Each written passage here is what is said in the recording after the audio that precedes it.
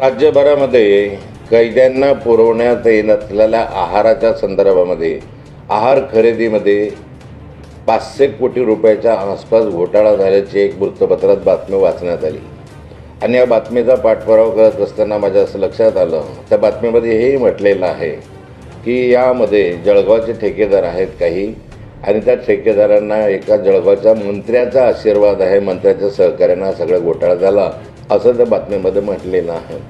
आणि त्यामुळे मी स्वाभाविकपणे पाठपुरावा केला. त्यामध्ये लक्षात असं आलं की अशा स्वरूपाची खरेदी जी आहे ती जवळपास 350 कोटी रुपयाची खरेदी झालेली दिसते आहे.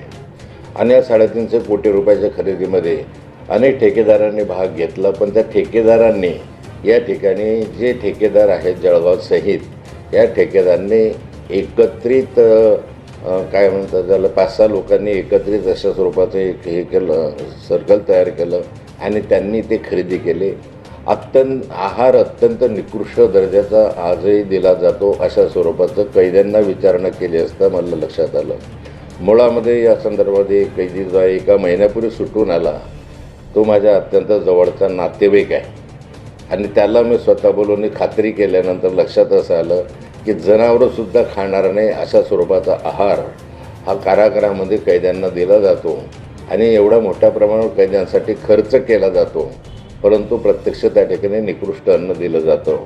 या संपूर्ण घटनेच्या संदर्भामध्ये अधिक माहिती मी घेतो आहे आणि एक सारं प्रकरण जे आहे ते विधानसभेमध्ये मी अग्रक्रमाने मांडण्याचा प्रयत्न करणार आहे. यामधले जे दोषी असतील त्यांना शासन झालं पाहिजे. कैदी असला तरी त्याला जे काही निकष आणि नियम सरकारने दिलेले आहेत किंवा जे मान्य केलेले आहेत त्याप्रमाणे त्यांना मिळायला पाहिजे. पण त्याच्यामध्ये जर 350-500 कोटी रुपयापर्यंत घोटाळा होत असेल तर हे योग्य नाही आहे.